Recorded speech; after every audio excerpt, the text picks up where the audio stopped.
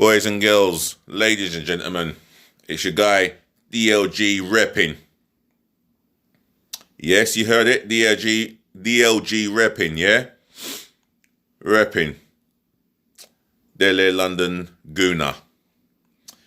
Hope everybody is well, staying safe, protecting the NHS, and saving lives. The more we adhere to the guidelines here, the more that we can get out of this situation. I mean, I'm hearing reports that China are slowly but gradually returning back to normality. But there is a second threat of the wave of coronavirus, so we've got to be mindful that a second peak can happen at any given time. God forbid it should never happen again. And we just want to have our football back as fans of the beautiful sport. We just want our football back. So allow me to start off with reports of Moussa Sissoko and Serge Aurier, two Tottenham players. They were seen at a park, I think it's the same park where Mourinho was doing a training session with Ndombele. They were apparently seen in a park, sitting together. Or maybe they were training together, but they were seen together, sitting down in the park at a stall, less than 2 meters away from each other, and basically disobeying government guidelines. Now, these are two professional footballers and role models who are idolized by young people, such as children, who go to White Hart Lane. Or some may go home and away to watch their heroes play. You know? Meaning you, Sissoko, and you, Aurier. You're meant to be setting an example. You know you're meant to be setting an example for the next generation of footballers. You know? Why weren't you at home training? Why weren't you at home training? That is despicable. Both of you are despicable. I just wish you guys thought of it before considering getting yourself caught out. And you're high-profile individuals. So once you get caught with your trousers down your ankles, well, the media can have fun with you. And have fun with you they will. The pair of you did an idiotic thing yesterday. And it broke out in the news of TalkSport. Who knows how many media organisations have got hold of this? Because I'll tell you what, if you're in the headlines for the wrong reason, especially in this country, it is hell. And was it really worth it? Was it really worth it? You need to do some serious thinking, boys. And serious thinking meaning your teammates, your management, your board of directors, to the fans who pay your wages. The last thing your fans want to hear is both you, Serge, and you, Moussa Sissoko, are in a park, sunbathing together or sitting in a stall, less than 2 meters away from each other, and doing some training. Well, then again, Spurs fans, you're hearing it from a gooner. If you want to get in touch with me, yeah, then you know what to do. Drop your comments below. And all football fans, drop your comments below on this subject, yeah? Drive the thumbs up button as many as possible. Less of the thumbs down, please. But it's up to you. And please do subscribe to my channel. I love my subscription going up. And speaking of subscription, let me make a shout out to 2 people who subscribe to my channel, yeah? I know it's 2 people, but I don't know who it is exactly. But big up yourselves, yeah? Thanks for the love. And I hope you guys have a nice day, whatever you're doing, yeah? And enjoy the rest of the week. And if you want to enjoy the sunshine, then you can do so by having a walk, yeah? And obviously use it to go out for essentials if you've got money, if you're not skint. Anyway, enjoy your day. And thanks for the subscription. Really appreciated. So, enough of that. And definitely enough of talk about the Tottenham players who have shamed their club with their attitude. Right, I'm going to talk about Ian Rush here. Ian Rush, who's one of Liverpool's highest goal scorers of all time. One of their best strikers of all time.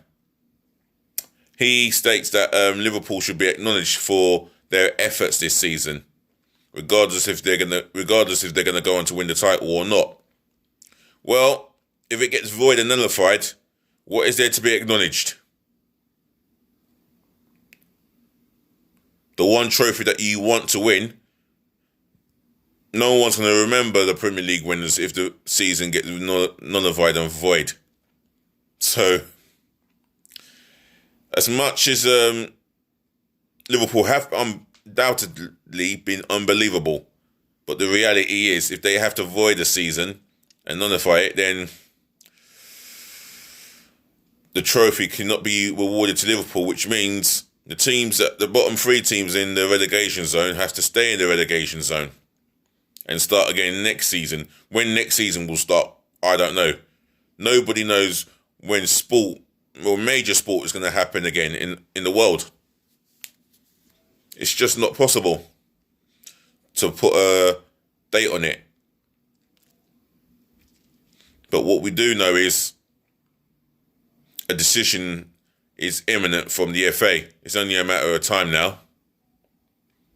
I mean, I heard the Nationwide League, or the National League, should I say, they decided to void their season, their leagues. So it's tough on the teams at the top more than it is at the bottom. I'll tell you that now, because the ones at the bottom were scared for their relegation or survival safety and relegate. You know, some bottom teams are worse than others, but there you go. Well, that's the end of that. Let me go on about what UEFA are trying to do. It seems to me that UEFA are thinking of a way to get around the domestic leagues, such as or domestic competition, should I say, European domestic competition, that is, Europa League and Champions League. Well, the way this pandemic crisis is running, well, they may have to seriously consider voiding the Champions League and the Europa League. I mean, guys, what do you think? Drop your comments below, yeah? Smash up the thumbs up like button and subscribe to my channel, yeah? That's DLG Reppin. For me, it's more than likely that they're going to avoid the whole football season for me at this rate. April the 22nd is the date today, and we still wait. So come Thursday, we'll be waiting for a decision. A decision that all football fans, or some football fans, dread, and some are licking up their lips. Because I know I am. So, moving on to Arsenal. So, I'm going to reflect back to Mesut Ozil. He states, well, it's been said that he's one of the 3 Arsenal players that has refused a pay cut. Interesting. Really interesting. So he has refused a pay cut. But the moment it's Mesut Ozil, he's picked on. Easily picked on. I mean, to be fair to him, he does a lot for charity, which is honourable. However, Stan Kroenke is a billionaire who hardly puts a penny into the club. Let's face it, he hardly puts a penny into the club. And the wages Ozil's on a year is 18 million a year. I mean, surely can't he turn around and say to the club owners, look, that 12 is 12. Well, then again, it's 12.5 million. I mean, 5 million. It's 12.5%. A lot of money of wages. I don't think it's that much. Just a small amount. I mean, give credit where credit is due. Our board of directors, they have given 30% of their wages for a good cause. And that cause is the NHS, without a shadow of a doubt. So yeah, I'll take my hats off to you guys. Well done. It's not often that I praise you lot for the work you should be doing behind the scenes in terms of transfers, but again, you get praising where praising is fully due, and well done to you guys. But let's talk of them, and let's have a look at Ozil's situation. I mean, what do you guys think? I mean, I did say yesterday that he is selfish, arrogant, human for deciding to not take a pay cut, and I'll stand by that. I feel that with 350k a week, he should contribute that money going towards if he knows that this is going for a good cause, yeah, and he hasn't got no conscience over it, then yeah, donate. Take the pay cut. I think he should take the pay cut and be done with it.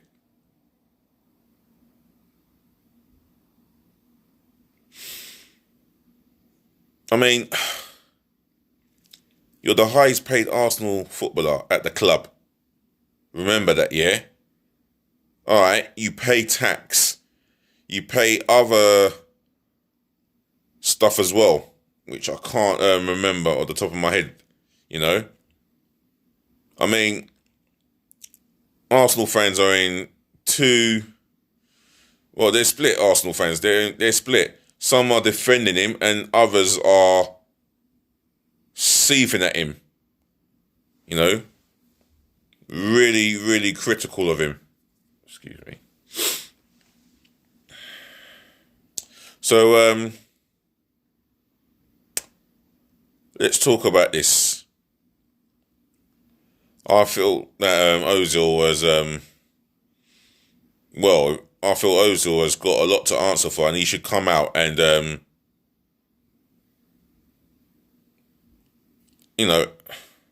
produce the story. You know, if he comes out and says that we're whatever, if he comes out and says what it is, yeah, and the reasons for he taking the pay cut, then I'll understand. But if he comes out and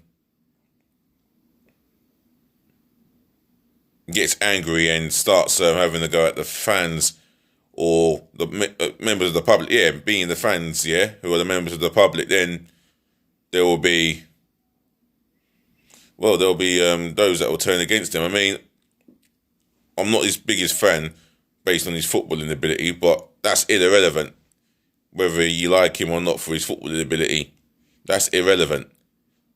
The most relevant thing is, yeah, it's been reported, whether it's a PR stunt or not, that he has refused a pay cut.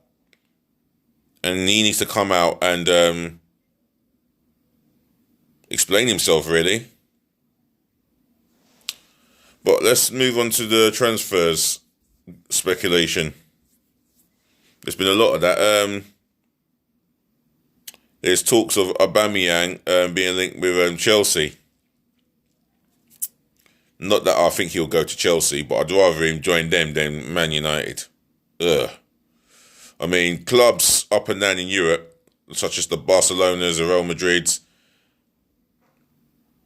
the AC Milans, well, to name a few, they're going to have it hard financially.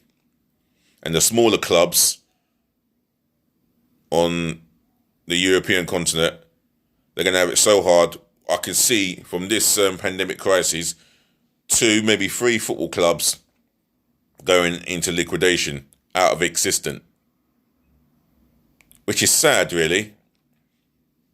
You know, it's going to be sad to see certain clubs lose their history and everything that it stands for. Everything that the things they stand for, you know? And going back to what I've said about voiding the season that I've spoken about, if you do that, then fans are definitely going to be reimbursed. They have to be reimbursed, especially those who carry season tickets. A season ticket at Arsenal, that is a lot of money, so expensive. Up to £2,000. That I should know. Even Tottenham, they're charging ridiculous prices for a season ticket now, even more than Arsenal's. So it just tells you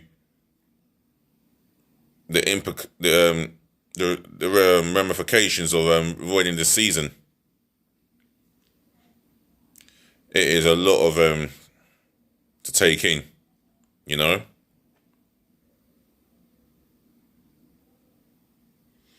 Well, that being said, I'm going to end it here, and I hope you guys enjoy the rest of your day and rest well, and please think about saving lives. Think about your life, and think about the lives of the NHS workers, you know. They deserve an award for their heroics. They deserve more than a reward for their heroics. I'll tell you that now. Not just a clap, but in riches. In more ways than one, in riches. Their reward should be within riches. Anything they want, they should ask for. They deserve it. So well done to you, NHS staff. So peeps, DLG Reppin. I'm closing this scripture. Well, this chapter, should I say. And I'm going to leave you in your reckoning, yeah? Anyway, peace, bless, and love.